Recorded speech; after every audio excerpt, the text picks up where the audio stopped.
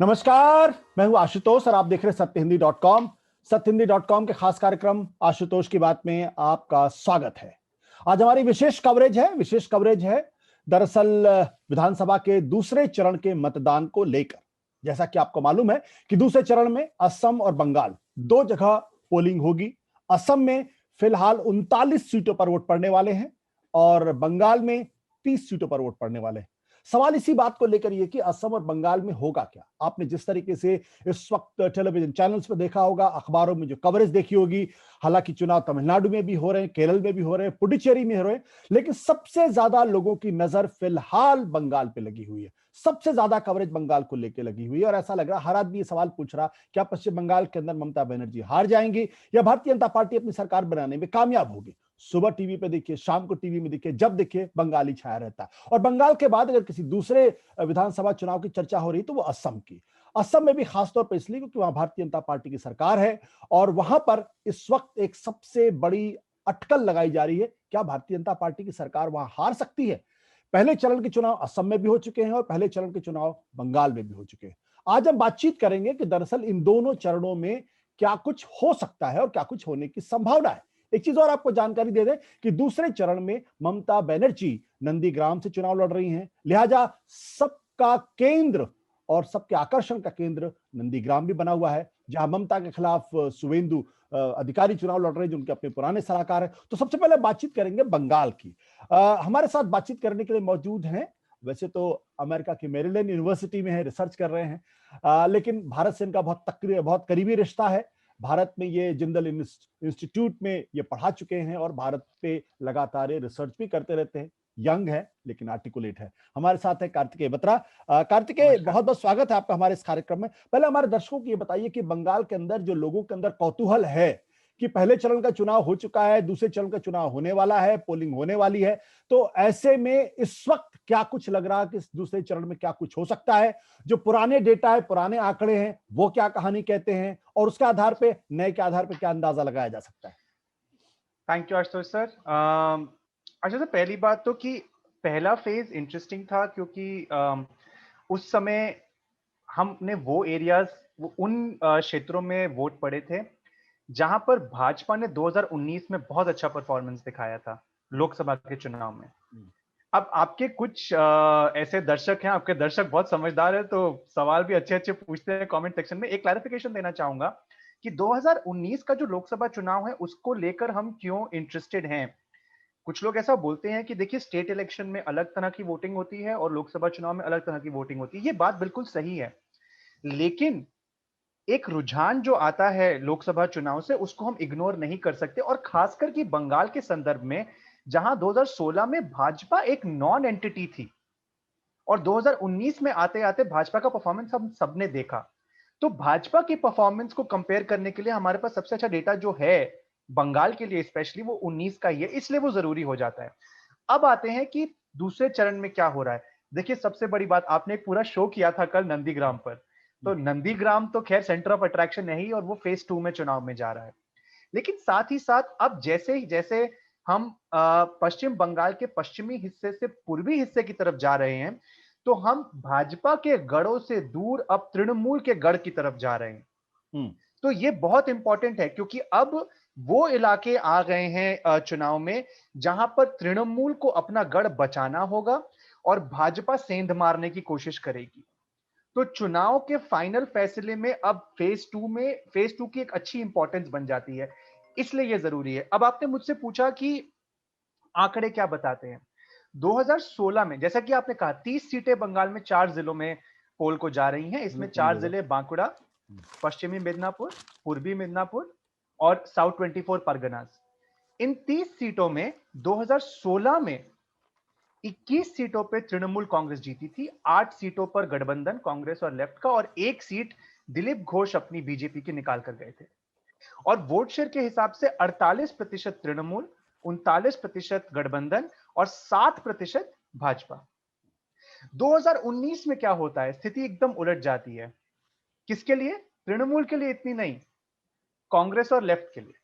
क्योंकि अब जो ये 30 का आंकड़ा है, जो तृणमूल के पहले 21 थे, अब तृणमूल के पास 18 सेगमेंट्स में लीड रह जाती है। 3 की कटौती होती, ज्यादा कटौती नहीं है। पर भाजपा जो है वो 1 से 12 पर आ जाती है। और जो कांग्रेस लेफ्ट का गठबंधन है उसको यहां पर एक भी, रादर गठबंधन 19 में नहीं था, गठबंधन 16 में था, हम फिर भी 19 में उनको कंबाइन करके देख रहे हैं क्योंकि हम अस्यूम कर रहे हैं कि उनका ट्रांसफरेबल वोट है आपस में। तो 19 में कांग्रेस और लेफ्ट मिलाकर एक भी सेगमेंट यहां पर नहीं जीत पाते हैं। वोट शेयर के हिसाब से 46, 42 और 9%। 46% तृणमूल, 42% भाजपा और 9% लेफ्ट कांग्रेस का मिला के। अब अगर आप इसको एक परिपेक्ष में देखें, स्थिति भाजपा और कांग्रेस लेफ्ट के गठबंधन के लिए एकदम उलट हो जाती है।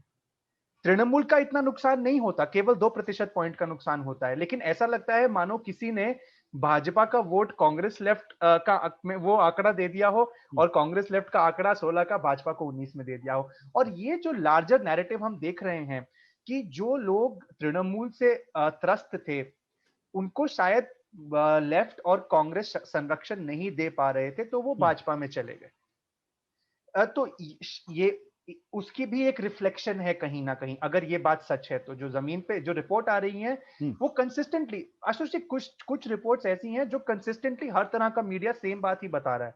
जैसे लोकल लेवल पर तृणमूल कांग्रेस के वर्कर्स से लोगों को सही में प्रॉब्लम है।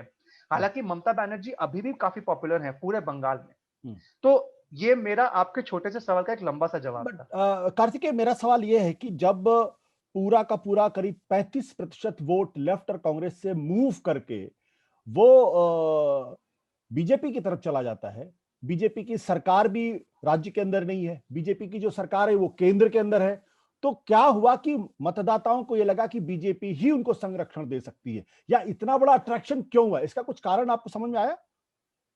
तो देखिए आशुतोष जी, बीजेपी वो पार्टी है जो कभी भी बंगाल ने टेस्ट नहीं करी है, तो उनका एक नॉवेल्टी फैक्टर है। और बीजेपी ने एक बहुत स्मार्ट कैंपेन चलाया, जहां अभी मैं आपको समझाऊंगा। जिले वाइज अगर हम देखें तो हर जिले में एक अलग तरह का कैंपेन है, अलग आइडेंटिटीज को टारगेट करना। तो लेफ्ट और कांग्रेस, जो एक वैक्यूम शायद लोगों को लग रहा था, वो वैक्यूम बीजेपी ने फिल कर दिया। और इसमें फिर से मैं बोलना चाहूंगा कि जो पंचायत इलेक्शन 2018 का हुआ, उसमें जो वायलेंस हुई, या इन जनरल जो संरक्षण लेफ्ट और कांग्रेस वाले तृणमूल अपने वर्कर्स को नहीं दे पा रहे थे, शायद वो एक बड़ा कारण बना कि वो सारा जो वर्कर एक तबका था वो ऑन मास शायद भाजपा में चला गया। और ऐसी रिपोर्ट्स फील्ड से आई हैं कि ऐसे इवेंट्स हुए हैं जहां पर लेफ्ट के कार्डर्स ने बीजेपी ज्वाइन कर ली। और जो ऑन फील्ड रिपोर्टिंग हो रही है उसमें भी देखा जा रहा है कि जो भी भाजपा का वर्कर है वो कभी ना कभी या तृणमूल में या कांग्रेस में या लेफ्ट में, वो कहीं ना कहीं वहीं से आया है। कोई नया कार्डर खड़ा नहीं किया है भाजपा ने। बिल्कुल।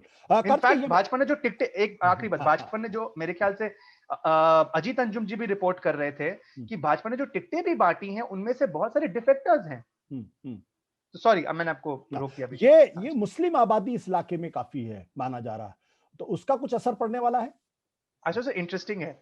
पहले चरण में जहां पे हम लोगों ने चुनाव देखे, वहां पर मुस्लिम आबादी इतनी खास नहीं थी। आपको मैंने बताया था वहां पे SC ST का ज्यादा दबदबा था। अब हम पश्चिम बंगाल के पश्चिमी हिस्से से जैसे जैसे पूर्व की तरफ जाते हैं तो जो मुस्लिम आबादी है वो बढ़ती है। तो उदाहरण के तौर पर वेस्ट मिदनापुर में मेरे ख्याल 11% है, ये ईस्ट मिदनापुर में 15% हो जाती है, और जाके साउथ 24 परगना में 35% हो जाती है। लेकिन जो इस फेज में सीटें जा रही हैं, शायद वो उनमें साउथ 24 परगना में तो लग रहा है। इनफैक्ट सभी सीटों में कहीं ना कहीं एक पोलराइजेशन का पर्सपेक्टिव, एक स्कोप है। लेकिन जैसे जैसे मुस्लिम पॉपुलेशन बढ़ता जाएगा वो स्कोप बढ़ता जाएगा, तो वेस्ट टू ईस्ट ये बढ़ेगा। ठीक है। इस 24 परगना में आपने कहा वहां मतुआ समुदाय के लोग भी हैं, उनके अंदर क्या इस वक्त बेचैनी चल रही? तो बहुत इंटरेस्टिंग आपने सवाल पूछा आशुतोष जी। आप देखिए, बांग्लादेश में अभी मोदी जी अभी जब प्रधानमंत्री हमारे गए हैं तो वो एक मंदिर गए, वो एक इलाके में गए जो मटुआ कम्युनिटी के लिए बहुत खास माना जाता है। तो ये भी उनका आउटरीच माना जा रहा है। अब देखिए, यही मैं बोल रहा था कि बीजेपी ने जो माइक्रो फोकस किया है आइडेंटिटीज पे, अब इससे पहले एटलीस्ट मैंने तो अपने, जब से मैं पॉलिटिक्स फॉलो कर रहा हूं, मैंने ये मटुआ नाम शूद्र का कॉन्सेप्ट के मैंने ज्यादा नहीं सुना था। शायद पॉपुलर कल्चर में भी, पॉपुलर मीडिया में भी आज ही इसकी बात उठ रही है। मटुआ कौन है पहले ये समझना होगा। मटुआ वो बंगाली हिंदू है जो बांग्लादेश से आए हैं, और बांग्लादेश के बॉर्डर, बंगाल के जो बांग्लादेश का बॉर्डर है वहां पर इनकी पॉपुलेशन है।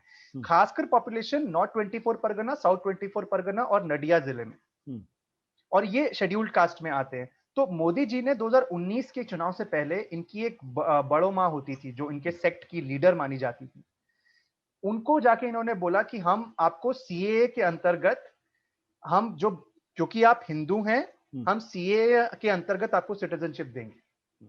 तो वो प्रॉमिस अभी तक पूरा नहीं हुआ है।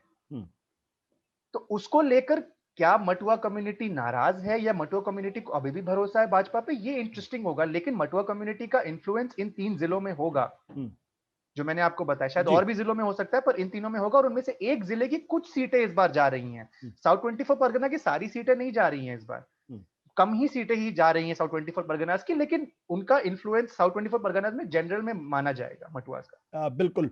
और अब आखिरी सवाल, नंदीग्राम में इस वक्त किस तरीके की लड़ाई चल रही है? नंदीग्राम बहुत सारे लोगों की दिलचस्पी लगी हुई है कि भाई ममता बनर्जी हार जाएंगी, नई शुवेंदु बनर्जी को बहुत बड़े मार्जिन से हरा देंगी।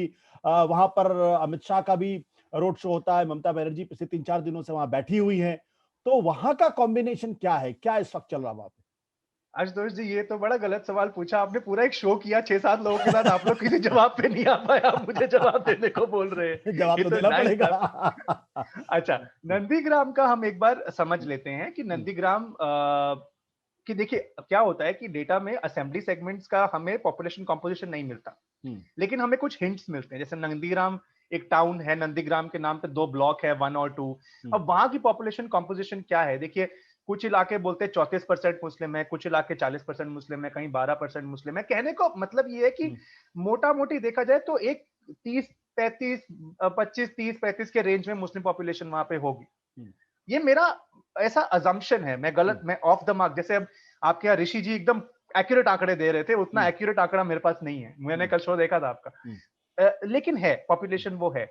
अब वहां पर जो लड़ाई है वो बहुत इंटरेस्टिंग है। मैं आपको एक उदाहरण देता हूं। मैं एक फील्ड रिपोर्ट देख रहा था, उसमें बोल रहे थे कि देखिए भाजपा के जो वर्कर आए दूसरी पार्टी से, वो तृणमूल से डर कर आए कि तृणमूल के खिलाफ उनके मन में गुस्सा था, उसको लेकर वो भाजपा में आए। और उनके लिए विलेन उस समय कौन था? शुवेंदु अधिकारी। और अब वो शुवेंदु अधिकारी के लिए प्रचार कर रहे हैं। तो ऐसे में काफी सारे भाजपा वर्कर ऐसे भी हैं जो वापस पाला पलट गए हैं कि देखिए जिनके लिए जिनकी खिलाफत के लिए, जिनकी गुंडागर्दी, जिसको गुंडागर्दी वो बोलते हैं, जिसकी खिलाफत में हम आए थे वो हमारी साइड में आ गया है, तो ये तो कोई बात नहीं हुई, तो हम वापस। तो ये बहुत इंटरेस्टिंग है। अब मैं आपको इससे ज्यादा और कुछ नहीं बता सकता, लेकिन वहां क्या होगा ये तो 2 तारीख को ही पता चलेगा। ठीक है। हाँ, लेकिन ये याद रखना पड़ेगा आशुतोष जी कि शुवेंदु अधिकारी, जब नंदीग्राम का जो पूरा मूवमेंट हुआ था 2006-7 में, शुवेंदु अधिकारी की उसमें बहुत बड़ी भूमिका थी। तो शुवेंदु अधिकारी फैमिली का गढ़ है, ये बात बिल्कुल सही है। मेरे को एक बात लगती है, अगर ममता बनर्जी जी ने अच्छा कर लिया यहाँ पे, तो क्या ये उनका वाराणसी मोमेंट होगा? सत्य हिंदी का ऐप डाउनलोड करें गूगल प्ले स्टोर पर।